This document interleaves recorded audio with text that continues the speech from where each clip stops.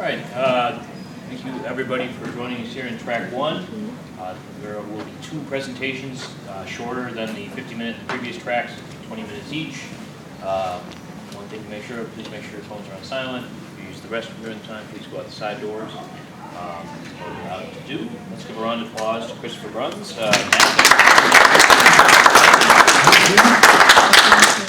All right, like he said, my name is Christopher Bruns. I'm here to talk about mapping internal networks. I call it the art of finding things. One of the most important parts of an active penetration test. So a little bit about me. I used to be a golf professional, PGA golf professional, before I got into cybersecurity. Been doing that for about 5 years. I started with gap assessments and audits, and then I moved into penetration testing and red team engagements after about, I've been doing that for about 3 years. And if you want to reach out to me, there's my LinkedIn down there. Ask any questions that you guys have.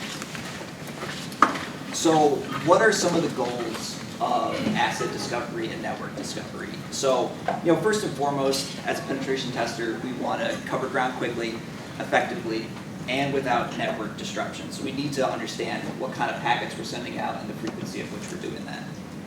We want to find as many networks and hosts as possible because we cannot test what we don't find. Things that are really, really important to find are Active Directory assets, important infrastructure and applications, so things SCADA, OT, IoT, business applications, and the like. And like I said, if you don't spend the time to find these networks and these things, you're going to miss glaring holes in operations. I've found backup solutions with default passwords before. I have found breached ISP networks for large ISPs that was in a customer's environment. And I've found unprotected medical solutions, which offered me the access to PHI as well. And without proper network mapping, I would have never found those things to begin with. And then this also helps with the documentation and the attack planning. So you start to find the infrastructure, then you start to formulate your attack, and then you can get to do the fun stuff, which is the attacking.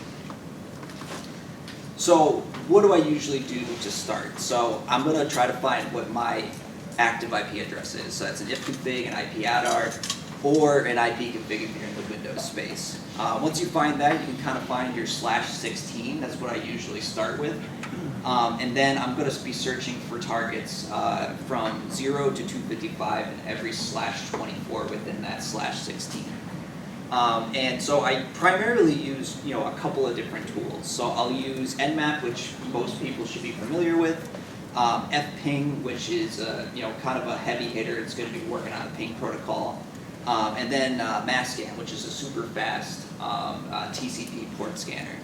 And really, the differences between Nmap and fping from a network discovery standpoint is fping is going to be working on a ICMP echo, which is a type 8. And then Nmap, I use a type 13 and a type 17, which are two different types of ICMP requests, because some networks might actually be blocking the echo, but they might not be thinking about the other type of ICMP requests that actually can be used in the suite. So, one thing that you gotta remember is a lot of times these tools are gonna be very, very targeted, and you wanna build scripts or wrappers around these tools to make them more effective.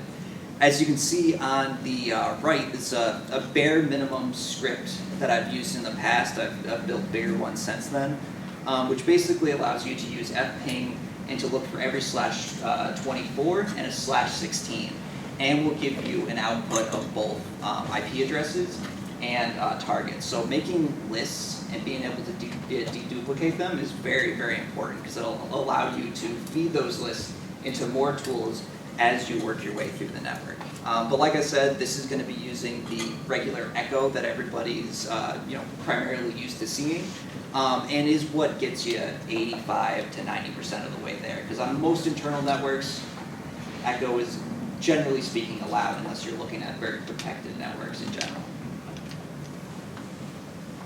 With Nmap, we're going to be using a couple of different flags here than people are probably used to. We're going to be using the -pp and the -PM. Those are the type 13 and the type 17 ICMP requests. On the right, you'll see the command that I'll use. It'll give output. It'll give output in a couple of different formats. I usually like to output in all different formats because you never know what you're going to need. So it's best to do all outputs so that you can save yourself the time from having to rescan and redo things after that. So once you run the Nmap scan, then you can use things like awk to take the scan data and get you what you want, which is the IP addresses and the networks. So, Nmap is something that I use all the time, but in network discovery and asset discovery, I'm going to be using, different types of protocols and different types of flags to do what I need it to do. Next is going to be mass scan. Now, this is more a tool for the larger internet, so outside of internal networks. I use it for internal networks because it's quick. I can cover a lot of ground quickly, but you have to remember that you're working on a production environment and they need uptime. So you kind of have to figure out how big's the network that I'm touching, where am I in the network, and then also, what is the appetite for the customer and doing things quickly. Some might want you to tune it down, some might want you to tune it up. Really just depends on the engagement. So for this one, you want to think about what are some of the TCP ports that are common to see on a network. So remote access on internal networks, very, very common. Web services, very, very common as well. And then Windows-based, so SMB as well. And then, if you're targeting other specific types of environments, you might want to use some different ports. So think about DNS can help you find domain controllers and also networking gear, database ports as well. And then, things like SCADA ports. I've worked on some SCADA networks before, and adding these different ports in there can help enrich the data. But the more ports you add, the longer these scans are going to take and the more packets are going to be sent out. So those are things definitely to remember. And like I said, rate limiting is going to be a crucial part of this. So start slow and then work your way up as you get an understanding and a feel for how much network output or throughput that network actually has. And as you can see, I got some screenshots there on the right.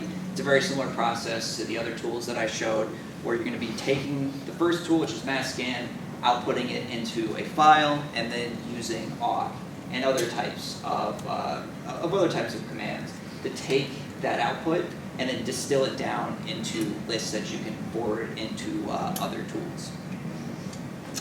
So once you have an idea of the /24s that you're targeting, you want to enrich the data that you have to find even more targets. So this is where using a good spread of tools really, really matters. So if people have done any kind of CTFs or hacking, there's NetExec. It's a very, very common tool for pen testers. I spent a lot of time in this tool.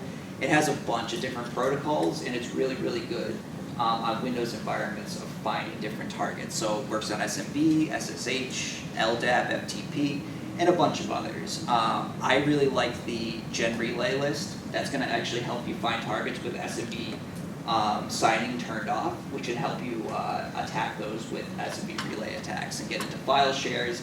If you get an admin, then you can get credentials as well. So very, very good. And each of these protocols is a suite of modules that you can use. And each of those modules has a different type of enumeration and even attacks that you can do with them.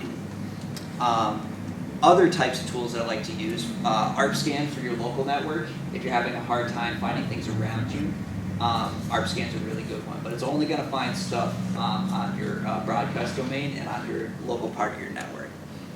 Other things like MPT scan can help you find Windows hosts. 161, which is an SMTP discovery tool, can help you find things like networking gear and other type of OT and IoT type of systems. And then, at this point, you should have a good idea of what the Active Directory domain is. You can use this NSLOOKUP command to basically find more domain controllers, and it'll give you the IP address, which will give you other /8 or /16s to look at. So a lot of times companies will have their domain controllers in a bunch of different parts of the network, and this is another good way for you to take those /16s or /8s and then reiterate this process as you go through. So once you have discovered, as many networks as you can find, as many hosts you can find, now we're going to be looking at actually digging into the individual hosts. So that's why it's important to grab and get as many files as you can in terms of collecting all your IP addresses to then feed into tools, again, like nmap. So this is a large command, it's got a lot going on, but primarily it's got a couple of different points. So it's got host and port, service and script detections, speed and throttling, timeouts and retries, and then progress and output.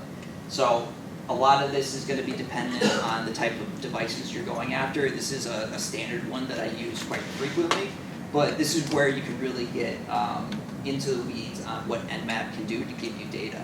And I like top 10,000 ports because these are curated lists of the top 10,000 ports that nmap is used to seeing. Doing all 65,000 plus is a lot of extra data, so this will kind of get you 95% of the way there most of the time. So after we have all of that data collected, there's a couple of things that I like to do. I like to visualize the data that I get. So there are nmap to HTML little translation tools that you can get to give yourself a nice report. Webmap is something that I've used a lot as well. It gives you a good visualization and allows you to, when I said make sure to export as many different types of formats as your tools allow. This works with XML and will help visualize all that data to make it more digestible to look at. And then another tool that I really like is Eyewitness. And so this tool will actually go take the XML format of nmap and then go and find web applications. It'll take a screenshot of the dashboard of that web application and makes finding those things infinitely better and infinitely faster. And that's how I found, a lot of the unprotected kind of, there's default credentials everywhere on internal networks because people usually don't have an onboarding process and those things get missed. But ever since I've been using that tool, it's been really, really fruitful for me. So once we've done all of that, we want to review the collected information that we've gathered, deduplicate our lists. We want to identify the key infrastructures. So that's key infrastructures like networking and then also business applications. Document the Active Directory information as well, so like domain controllers, ADCS, and the like. And then you can take all that and start planning your attack, which is very, very important. If you don't plan out your attack, then you're going to be kind of going in a bunch of different directions. And when you're working on a large network, having a good plan will help you be efficient while you're going through. So this is kind of where the real fun. I did want to talk a little bit about some of the common ways that I get myself into networks and some of the ways that I get credentials. The first one's Responder. It works with insecure broadcast protocols, and it's a poisoner. So a lot of times authentication requests can come out. You poison them, say yes, that's me, and you can get hashes, network hashes, NTLM. To be specific, you can crack them, and then that's your way in. Another one is man-in-the-middle 6 with an LDAP relay. And what this one's really good at is poisoning IPv6.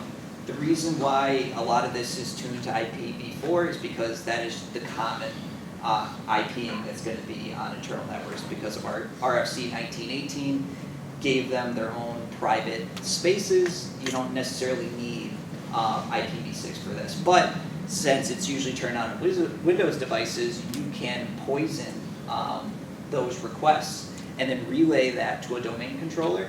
And if they have the Windows default for machine account quota, you can make yourself a machine account on the domain, and that can get you authenticated access to start doing some more further enumeration.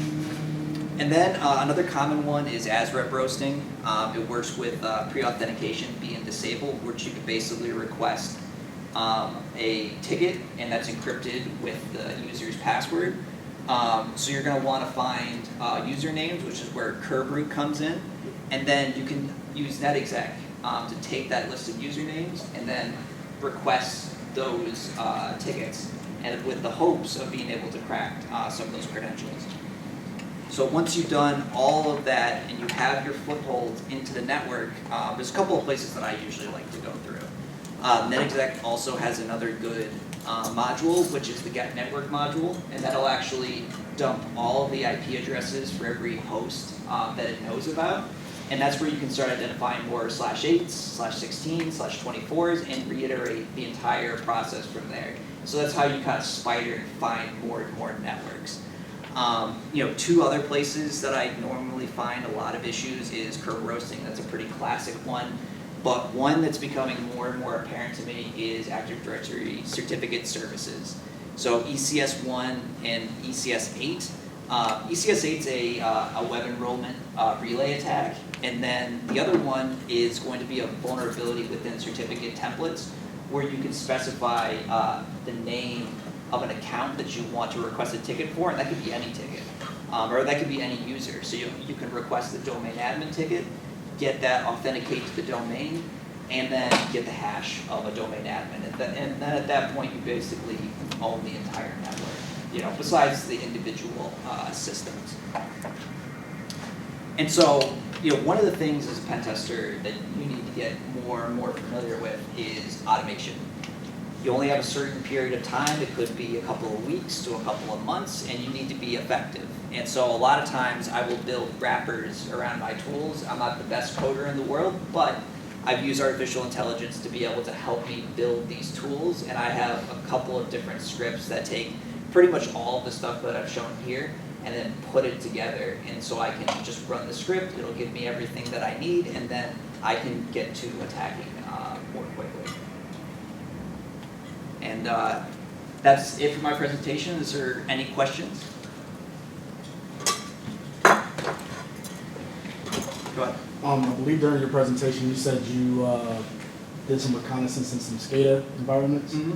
Did you feel like it was necessary to be familiar with any of the specific routing protocols that they use in that type of equipment?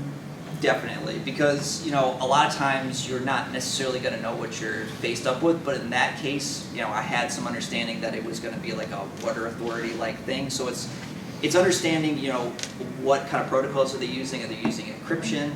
Like BACnet is a clear text protocol, and so you could start sniffing that with Wireshark and be able to understand, like, sometimes within the data it'll actually show you where within the building and what the actual thing that it's responsible for is going to be right there within the packet. So you can kind of start, figuring out, okay, this looks like it's a door controller, this looks like it's an HVAC controller, and then I can actually start to, build more of an attack and have an understanding about the network. So a lot of times they're not going to give you a network map. They're not going to give you an IP list. They want you to kind of find it and act as an attacker. Yep. The list of the 10,000 ports that you said was like 95% there, I might have missed it. Was that like a box you checked? Is that something you found on your own? So that's right in Nmap. So if you don't okay. specify the ports that you want, it'll do top 1,000. And so those are the most common ports that Nmap is usually going to find. Because like the other ones, the later ones, the closer you get to 65,000, those are going to be ephemeral ports, and they're not going to be as used as much. But those top 10,000 are going to be registered to services, and will get you 95% of the way there when you're doing it. It just helps you reduce the amount of packets, the amount of time it takes to do. That's great. So you said it's right in Nmap. It's just like something you check or whatever. Yeah, it's dash Okay. top ports, and then you can do 10,000, 5,000, 1,000, whatever you want, and it'll curate the list for you. All right, thanks. Yep, no problem. Can you clarify what a SCADA network is? I heard HVAC, so. Yeah, so it's basically like, think about a water authority. These are going to be all the little controllers that are within a building. So HVAC, water authorities. So any kind of OT like technologies are going to be using like BACnet to be able to orchestrate all of the different controllers. So say, you're working on a water authority and it's going to have chlorine and a bunch of other things and chemicals that it puts in. It's going to use those controllers to basically change the flow of all those. So that's kind of what those SCADA systems. I mean, think about, the traffic lights and all those other things that keep, basically everything that we use up and operational. They're generally pretty insecure, which is why they're segmented most of the time. So when you say the water authority, It's basically opening valves. Yeah, exactly. Okay. You know, because if you were to mess up, that's why I was sweating bullets during those kind of things, because if you're working on things that everybody uses, then if you make a mistake, then you affect everybody, which is why research and taking your time is so important, because you'd rather not have to deal with an angry customer than when you could have spent a couple of hours doing some additional research. So to piggyback off of what you just said, if you do know you're doing something like SCADA, what type of research would you do? Would that be like machine specific or? Yeah, so what would like you do? I'll do some general research on what I should expect to see, and then as I get into a penetration test, I'm gonna start to see what's around, and then I'm gonna pivot to looking at specific, you know, whether that's Siemens or other different types of technology. I'm gonna start to hone in, and that's where artificial intelligence, you know, I use Claude all the time. It can really help supercharge your research. And then you can also, you know, obviously you take out customer bits of information, but give it some output. And it can start to be like, okay, go here, think about this, and really speed up that process. I just wanted to add something too. So if it's something like a PCAP you're trying to get from something like that, sometimes the tools like Wireshark are not designed for the volume that comes out of that. So it will actually crash some of those tools. So there's actually companies like Dragos which have their own proprietary algorithm. It's called TP3, which allows them to parse that data without it crashing. How much time would you typically get on an engagement like that? So we do about 90 days, in which for a small network is more than enough time. On a large network, you're really gonna have to think about, okay, what are the more important things to test. I usually test Active Directory first, and then I move on to individual systems once I feel like I've gotten everything I can get out of Active Directory. So, you know, if you're doing you know, say 500 users, maybe like 100 servers, and maybe like 1,000 different endpoints, I'm gonna use all 3 of those months. And then also too, it's not just internal, it's external networks, social engineering, wireless, you know, we do phishing, and stuff like that as well. So it really just depends on the statement of work. But, you know, 3 months is our kind of our standard.